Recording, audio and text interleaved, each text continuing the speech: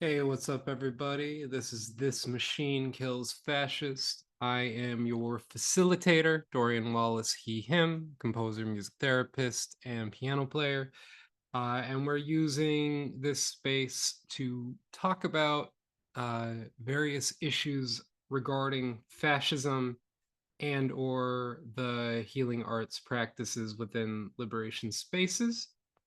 So today, we're not going to have any guests again, um, but what I'm going to be doing is, let me just pull it up here, uh, is we're going to be looking at a concept that I utilize in my own practice, and it's just a good concept to understand when doing this sort of liberation work. But I just pulled it up on the screen for those of you that are watching.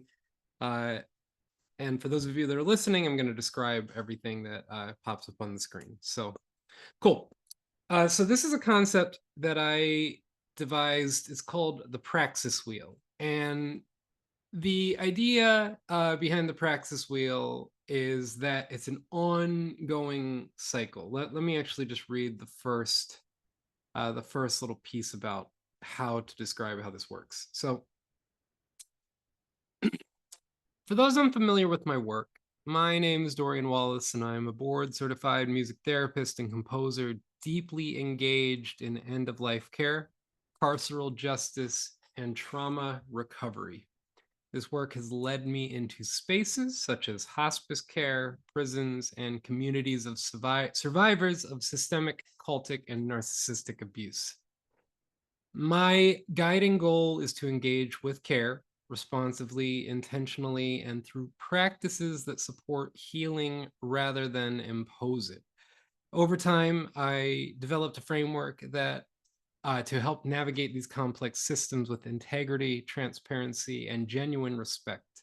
I now share this framework with other liberation-oriented trauma-informed practitioners, mental health workers, artists, activists, organizers, facilitators, and all who engage in work that centers on healing and liberation. So again, this is the actual Praxis Wheel here. Uh, the Praxis Wheel is a conceptual tool designed to serve as a compass for therapeutic and activist work in real time. It offers guidance for ethical, responsive, and culturally grounded engagement in liberatory practice. This framework helps facilitators stay rooted in their purpose and direction while remaining flexible and adaptive to their community's evolving needs.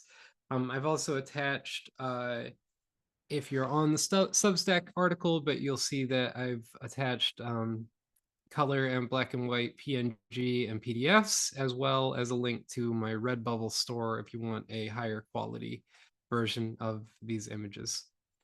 Um, so a big piece is the wheel and the axis. So at the center of your praxis wheel is your axis, and this is your primary medium for engaging with the world. This could be music, could be art, therapy, education, mutual aid, spiritual companionship, any embodied practice rooted in care.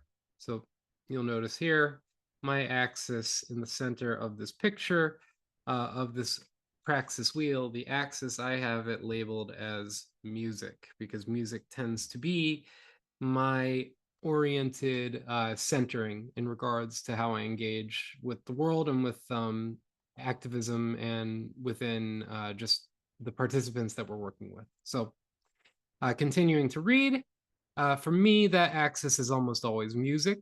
It has always been the foundation of how I relate to others and navigate through the world. So whatever your axis, it serves as your center of progressive motion, your steady point of engagement with your community. So the wheel is always in motion. It's adaptive, it's relational, and it's progressive by design. It's always moving forward. So a few guiding principles: no spoke is more important than another.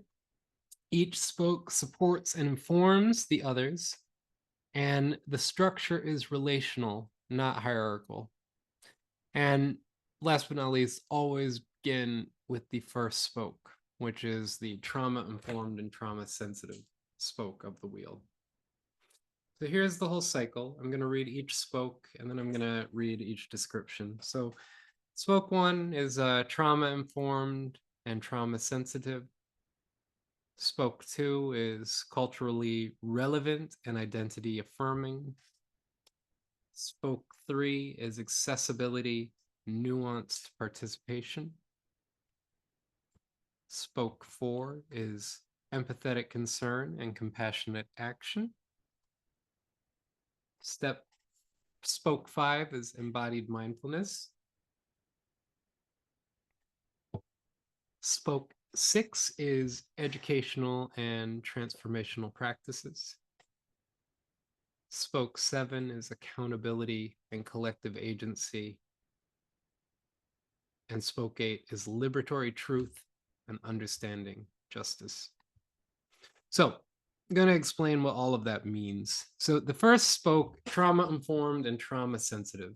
So to be trauma-informed, you are recognizing the impact of trauma on the body and integrate that awareness to foster safety, trust, and grounding. So for instance, if you are working with a group of people and you start to speak on a topic that may be triggering, let's say talking about sexual assault or talking about the Israel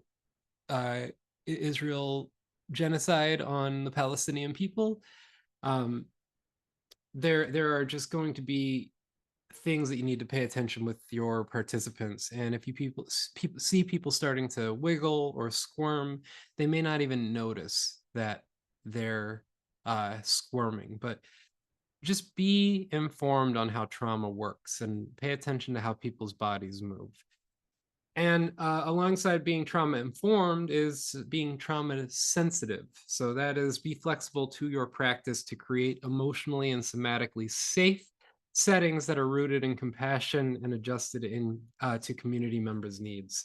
Now, you have to know your own strengths and weaknesses. I'm a slightly above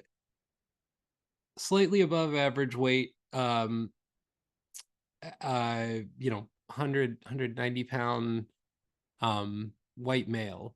That's about what I am. And so because of that, I'm going to move differently than some other folks might move in various spaces, but you have to be aware of your own body, the way that you are positioning yourself when communicating with people, just making sure that people don't feel threatened by you, making sure that you are just giving an energy that things are safe, that you're a safe person to be around. So being trauma informed and trauma sensitive. Part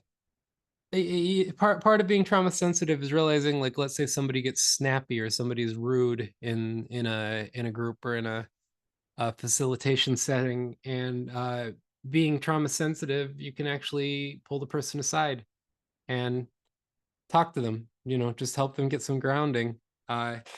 Just be aware that something that may not be triggering to you could be triggering for someone else.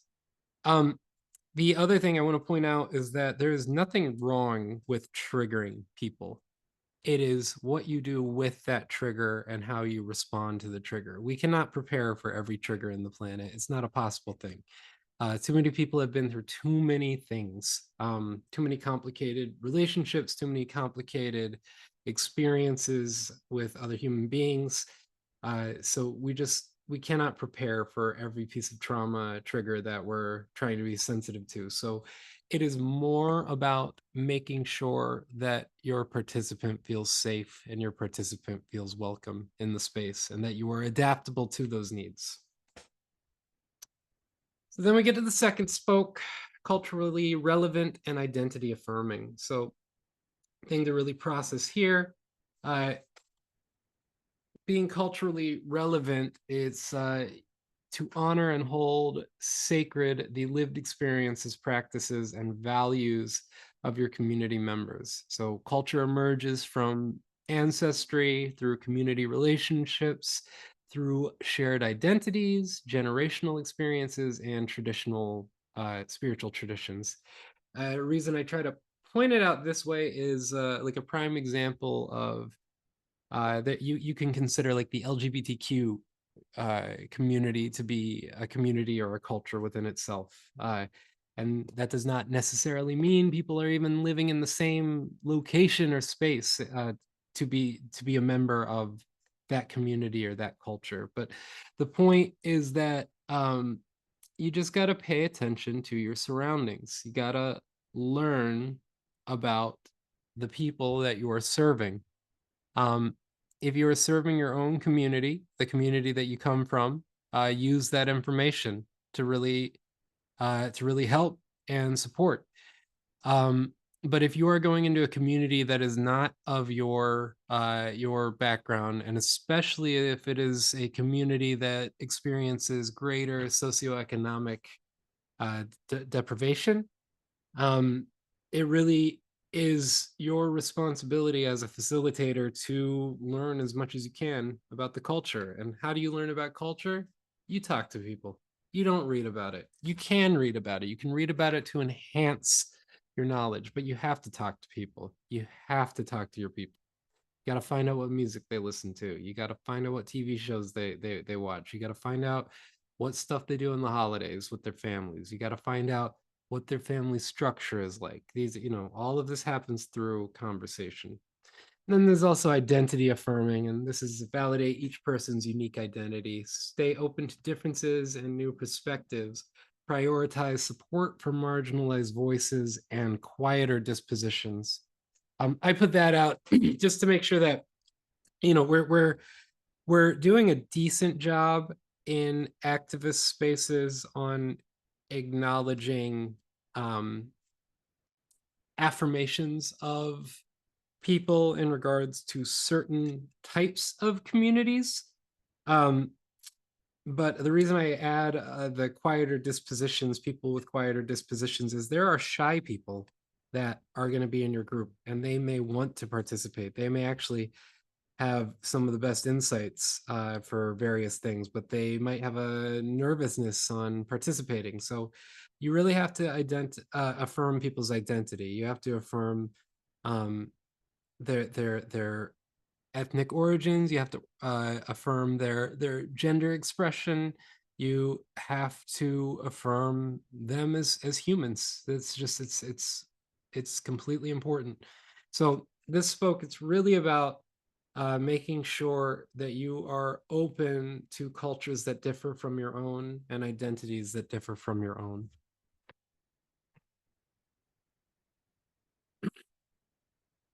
I'll give just one. Sorry, my brain kind of went off for a second, but a good example on being culturally affirming. um, so there was a period of time where Black houseless people, Black Americans who were getting picked up off the street and put into psychiatric clinics. Back in the 1980s and 1990s, there was a disproportionate amount of houseless Black men specifically who were being diagnosed with schizophrenia disorder or schizoaffective disorder when in fact they had bipolar disorder. And the reason being was that the white psychiatrists who were realistically being doctors, just being good doctors, they would misread some of the speaking. So if you're talking about your moods, how you may be in a flow one way and a flow another way, or lose that flow, that can really get indicate bipolar issues. But then when these men, these Black men who were houseless, were beginning to speak about the police state and feeling like they were, like there was just some serious paranoia about the police coming in and trying to harm them, and white psychiatrists would label that as paranoia, not understanding that the lived experience of these Black houseless men was that the state was actively trying to harm them. And the white psychiatrist couldn't see it. So this is what I mean, is it's important to pay attention to your culture that you're working with and pay attention to the identities you're working with. We also get to the third spoke, accessibility and nuanced participation. Accessibility, be thoughtful in setting areas, tools, and interactions to ensure that everyone can participate comfortably regardless of ability, experience, or circumstance. So create adjustments when needed. For instance, when I work in hospice care, I have some instruments that like little chimes that older people can just hold, and the chimes make sounds on their own. And so that is just an example of somebody who may not have the movement in their hands to really rock out on a percussion instrument. I have instruments available for my participants to be able to participate even if they are not uh, able to move. That's just an idea of accessibility. Another piece is the nuanced participation. And this is honor diverse ways of engaging, allowing for flexible levels of involvement based on participation needs and capacities, and be mindful of friction. So it's really, really, really important to not be so hell-bent on worrying about details that you may find to be the most important. A prime example that I try to think of is being on time to things. I will never, ever, ever mention to a participant if they are late, even if they're 35 minutes late to a group. I will never mention it.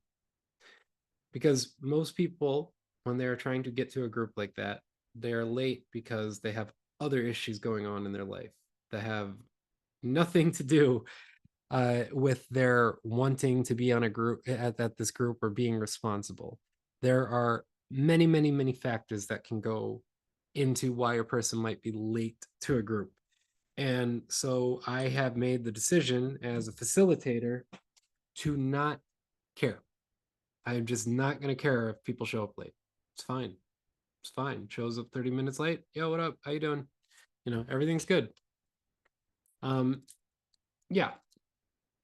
Also, just be mindful. Like, I work in a lot of spaces where there are actively warring gangs with each other. And so there is friction in like sort of those obvious senses, but there's also friction of just anytime you get different people mixing together, you have different genders in a space, you have different ethnicities in a space, you have different socioeconomic uh, places in a space, you have different ages. There's just lots of things to really be aware of. And then there's the fourth spoke, empathetic concern and compassionate action. Empathetic concern, recognize, feel, and care about another person or community's lived experience without judgment. So this is that if we are working in liberation work, we're working in the liberation healing arts specifically, you should make sure that you are empathetic as a rule. You are empathetic, you are concerned with other people. So you recognize that there are other lived experiences. I say this stuff out loud all the time, but when I'm in mostly white communities, I will oftentimes hear about things that supposedly go on in Black majority communities.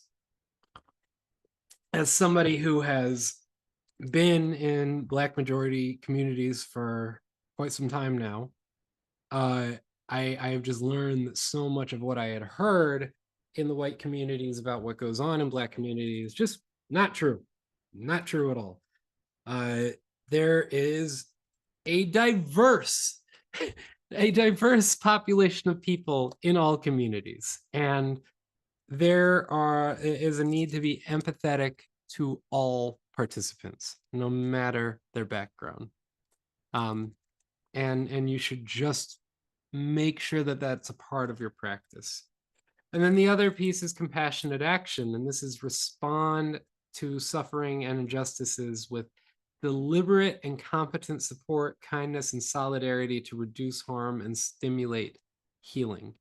So again, it is not enough to just be empathetic. And in fact, I make a point to not put empathy until making sure that the space is safe.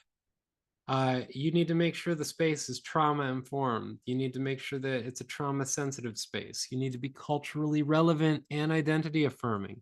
You need to have accessibility and nuanced participation. And then, if we're following this wheel, this praxis wheel, we would get to empathetic concern and compassionate action. And this is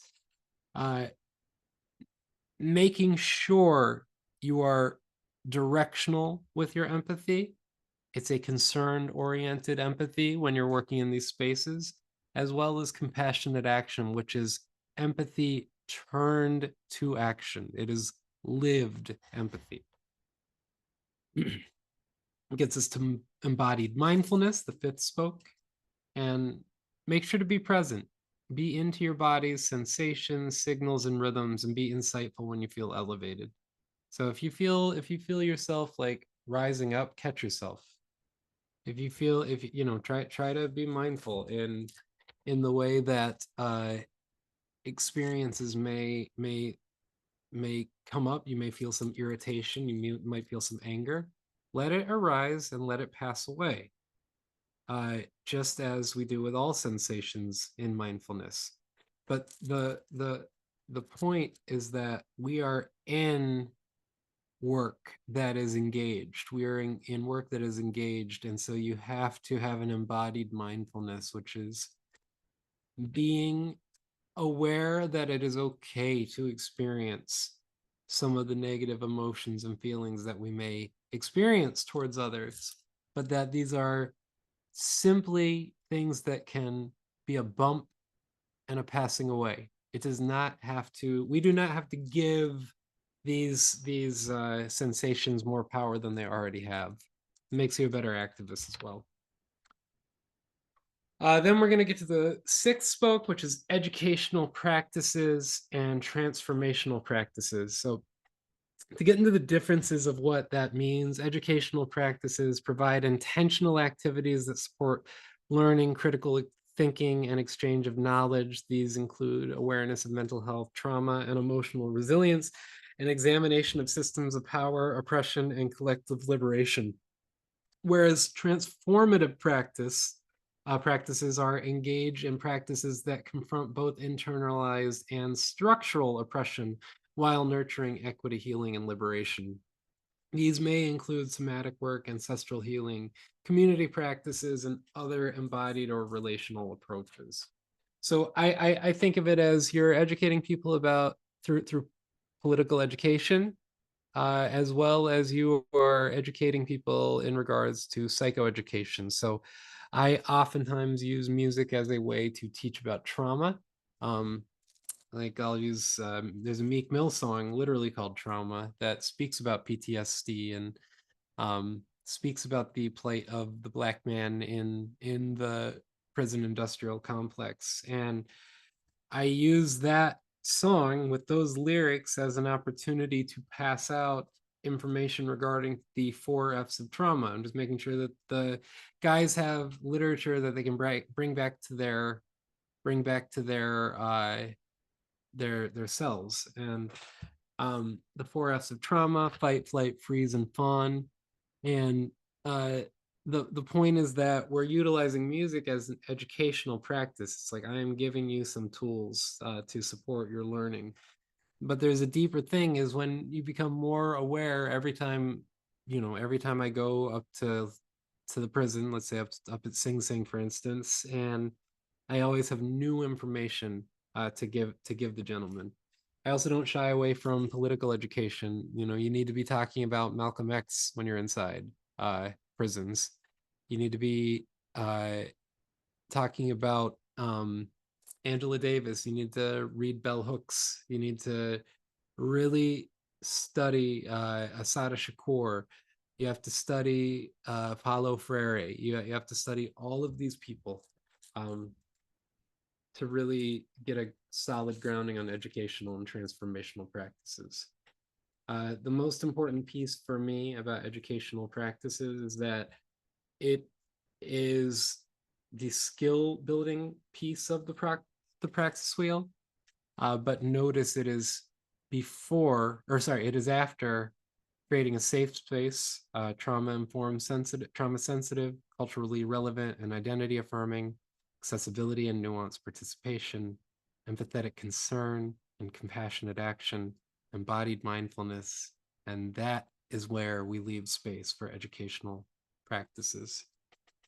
People aren't going to learn if they're not in a comfortable space to be able to learn.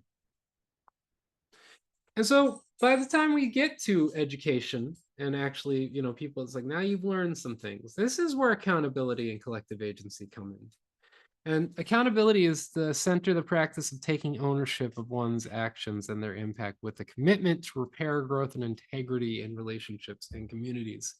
I own up to my dance students, for instance, that I have said misogynistic things and sexist things about people that when I was younger in my life. I don't shy away from things that I've done in the past, and it's important to be accountable for your own actions. You have to know when to apologize, which is basically all the time. I think it's important to apologize all the time. I'm also a white man, so that's part of why I might have that feeling.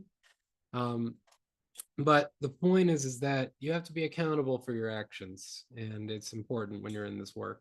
You can't spread rumors about people. You just can't do that. It's not good.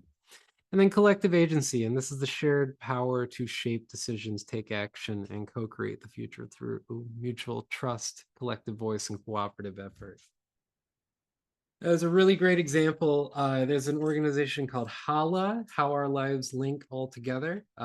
They're based in Harlem. I am not going to be able to get all of the story. Some of this might be a little inaccurate, but the general gist is they are a nonprofit that works around healing justice that was started by a whole bunch of gentlemen who had been incarcerated together and had developed a healing justice program within their own dorm at, I don't know which jail or which prison they were at, but just little things like the gentlemen started saying thank you to each other. They started to make a point to be polite. They started to make a point to just be respectful. You do dishes today, I'll do the meal today. Like, just started to divvy things out like that, and literally the whole culture of the dorm shifted. And because of that, they started a nonprofit to get this kind of action and work out into the streets where where these folks come from.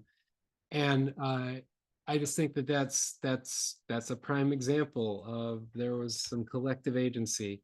I always tell people, no matter how many somatic exercises you teach a person, if you're in a situation where other people are actively trying to kill you, no amount of somatic exercises are going to do anything to help regulate the body. And then the final part of the Praxis Wheel, and this is the liberatory truth, understanding, and justice. So liberatory truth, this is the pursuit of truth that centers on the lived experiences of marginalized people, which dominate narratives, have erased, distorted, or muted. I try to put, this goes along with decolonial thought, but you really try to look at where you learn truth from when you're in these spaces. And I have found that I center my perspectives on those of Black women specifically, because as a whole, now there are other groups who have experienced significant oppression in this country. So I'm not going to I do not want this to be taken as a disregard for anything that any other groups have gone through, whether it be just the amount of oppression that a community experienced, or the type of oppression that a community experienced. But the reason I center Black women in my foundation on understanding liberatory truth is I feel that that is a community of people who have been forced by structural systems to take care of everybody else, and they're not allowed to share or show emotions. There's a stereotype that I am positive my Black women listeners are going to be completely aware of, and others if you're not familiar with the term, but the term is called the angry Black woman, and it is a horrific stereotype. I've witnessed it multiple times where a Black woman was being treated poorly in a workplace environment and spoke up on their behalf for being treated poorly, and that stereotype basically came in to be used against them to keep the powerful in these various job positions in power. So, just direct firsthand experience, I've seen too much oppression to Black women, and the type of oppression that they're given, but also there is just a deep historic knowledge within this community. There's lots of just mothers. There are a lot of breadwinners. There are a lot of survivors. There are lots of just huge amounts. And again, I'm talking very generalized terms, and I'm talking in ways that can be perceived the wrong way if you are not being cognizant with how you do it. But I center my liberatory practices and liberatory truths on Black women as being the voices that I want to make sure I use my power for helping get their voices out stronger than without. So, and then finally is understanding and justice, and this is the cultivation of in-depth awareness of structural harm alongside a commitment to healing, equity, and collective liberation. Now, all of this is really that. I'll give you all just like some food for thought, but you can be a multimillionaire white man and still be a victim of sexual assault. You can be a homeless, houseless African American trans woman and still carry anti-Semitic and anti-Asian biases, and in fact, even have bigoted views towards other communities. And the reason I point these things out is that we're working with human beings. The point of the Praxis Wheel is that this is giving us some intentional direction with when we're working with human beings. Doesn't matter who you are. Doesn't matter. It really doesn't. It is about how do you treat human beings with dignity? How do you treat human beings with dignity? Yeah. I'll put it this way. I work in the hospitals here doing hospice care, and very, very large amount of the nurse population are Black women. A lot of here in New York, especially a lot of Caribbean Black women. And I have just found that for being the best music therapist I possibly can be, I've found it to be essential to learn the nurses I work with, learn their stories, learn their lives, make sure that they feel safe around you, make sure that you are not a danger, that you are literally here as a support, as an accomplice even. So yeah, I don't know. This is really it. A lot of people ask me about the Praxis Wheel. It's like probably my most popular concept that people, students and such, ask me about, wanting to learn more details on. And yeah, so I'll probably have maybe a panel on here with some folks to talk about the various aspects of the Praxis Wheel. But again, If you want to check out any of this, you can just check out my Substack. I'm going to post the article in the show notes for this show. And the most important thing is just remember that these are not fixed concepts. This is a theoretical, and I'm even going to say it's an activist framework, meaning that it is not meant for research. It is not meant necessarily for larger theoretical orientations. This is meant for when you are on the ground working with humans and when you are in the role of a facilitator, whatever that facilitation is. This is just a practical way to conceptualize how to navigate through spaces. So and yeah, you can get these again on my website. I've got free poster downloads as well as the nicer Redbubble shop version of the Praxis Wheel. Again, my name is Dorian Wallace. This is This Machine Kills Fascists. Fuck Donald Trump. Fuck Elon Musk. Fuck the NYPD. Fuck ICE. Free Palestine. Peace.